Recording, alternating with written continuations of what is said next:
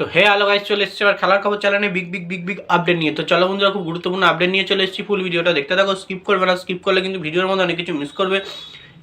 এবং এই খেলার খবর চ্যানেলে যারা নতুন আছে অবশ্যই খেলার খবর চ্যানেলটা সাবস্ক্রাইব করে পাশে থাকা বেল আইকন ঘন্টাটাকে ঢং করে বাজিয়ে দাও, বেশি বেশি লাইক এবং কমেন্ট করে দাও, যাতে মোটিভেট হয়ে তোমাদের এই খেলার খবর চ্যানেলে আমি ফার্স্ট আপডেট দিতে পারি। তো চলো বন্ধুরা, ফার্স্ট যে আপডেটটা নিয়ে কথা বলবো, খুব গুরুত্বপূর্ণ আপডেট তোমাদের শেয়ার করতে চলেছি ভিডিওর মধ্যে। তো ফার্স্ট আপডেটটাই হচ্ছে এমবিএসজি শিবিরের কোচ সার্জিও লোবেরাকে নিয়ে। তো এমবিএসজি শিবিরের নিউ কোচ সার্জিও লোবেরা কিন্তু আবারও কিন্তু মন খুশি করা বার্তা কিন্তু তিনি দিলেন। তো বেসিক্যালি বললেন, আমি মোহনবাগানের এই টিমটা পেয়ে কিন্তু খুবই খুশি, খুবই আনন্দিত। আমি মনে করি আমি এবছরের সবথেকে বেস্ট টিমটা আমি কোচিংয়ের দায়িত্বে পেয়েছি, অসাধারণ টিম পেয়েছি। আমরা এই টিমটাকে নিয়ে আরও উচ্চ পর্যায়ে এগোতে চাই, উচ্চ পর্যায়ে যেতে চাই, কারণ এই টিম উচ্চ পর্যায়ে যাওয়ার মতনই দল।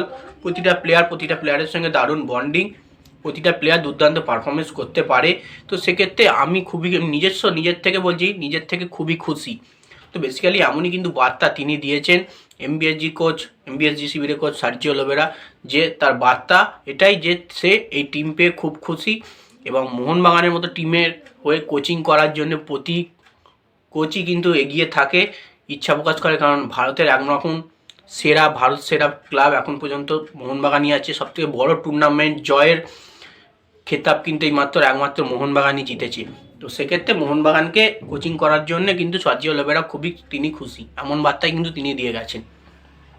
তো নেক্সট যে আপডেটটা দেবো সেটা হচ্ছে ইবিএফসিকে নিয়ে কিন্তু প্রচুর পরিমাণে একটা ক্ষোভ বা বড় মন্তব্য করলেন এমবিএসজি কর্মকর্তা দেবাশিস দত্ত। তো দেবাশিস দত্ত যে বার্তাটা দিয়েছেন সেটা হচ্ছে যে ইবিএফসি শিবির কিন্তু ফাঁক তালে সব কিছু গোল মেরে দিচ্ছে। বেসিক্যালি এতদিন আইএসএলের কোনো রকমই ত্রিকুটিতেই তারা ছিল না, এবং আনোয়ার আলী কেসটা নিয়ে কিন্তু অনেকই জল্পনা কল্পনা হলো। আনোয়ার আলী কেস নিয়ে কিন্তু কোনো রকম সুরাহা হলো না। সেই এএফসি থেকে আনোয়ার আলীকে ফিফা থেকে প্রচুর পরিমাণে একটা থ্রেট দেওয়া হয়, মানে চিঠি পাঠানো হয়েছিল, সেখানে বলল শাস্তি দেওয়া হবে, এই হবে সেই হবে। কোনো রকমই কিন্তু কিছু করা হয়নি। আনোয়ার আলী সেই অ্যাজ এ ইস্টবেঙ্গলের প্লেয়ার হয়ে ইস্টবেঙ্গলের জার্সি গায়ে কিন্তু খেলবে, আইএসএল হলে আইএসএলেও খেলবে। তো এইটা হলে কিছুটা হলেও রাগ কিন্তু প্রকাশ করেছেন, হালকা পাতলা বোঝা গেছে দেবাশিস দত্তর দিক থেকে। তো সেক্ষেত্রে অবশ্যই একটা প্লেয়ার আনোয়ার আলী, তো যাই হোক, একটা প্লেয়ার একদম পুরোপুরি খারাপ জায়গায় যাক আমি চাই না। যত ইস্টবেঙ্গলে খেলুক বা মোহনবাগানেই খেলুক, তো থাক, যেই টিমে আছে সেই টিমেই থাক। শাস্তি স্বরূপ যেদিন দেয়া হোক, তাড়াহুড়োর দরকার নেই। তো যাই হোক, নেক্সট যে আপডেটটা নিয়ে কথা বলবো এবার, খুব গুরুত্বপূর্ণ আপডেট, সেটা হচ্ছে ইবিএফসি শিবিরের কর্মকর্তা দেবব্রত সরকারকে কিন্তু এবার মিটিংয়ে দেখা গেল। তো কালকে একটা মিটিং ছিল প্রতিটা ক্লাবকে নিয়ে এবং এআইএফএ ফেডারেশনের লোকজনও ছিল।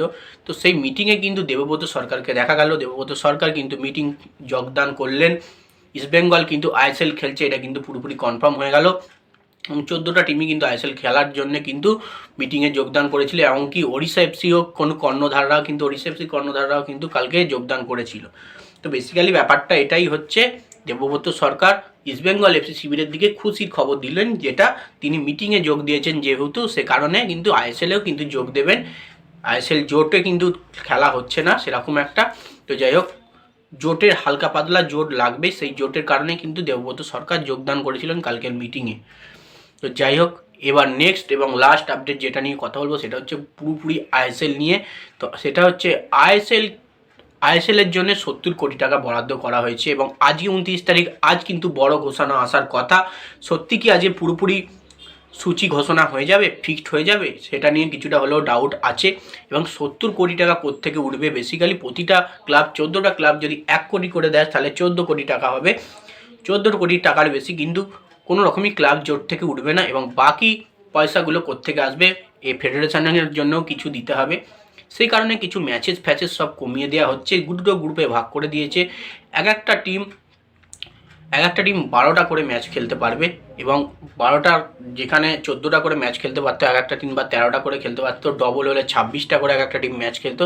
সেক্ষেত্রে একটা গ্রুপে যেহেতু 7 জন করে থাকবে, সেক্ষেত্রে সবাইয়ের সঙ্গে সবাইকার দুবার করে খেলা হবে এবং 6-6-12টা ম্যাচ হবে।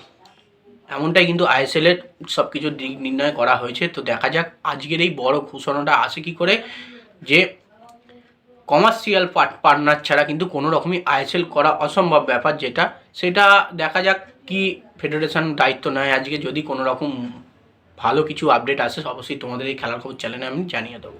তো চলো বন্ধুরা, বাই, নেক্সট ভিডিও দেখা হচ্ছে, টাটা। চ্যানেলটা সাবস্ক্রাইব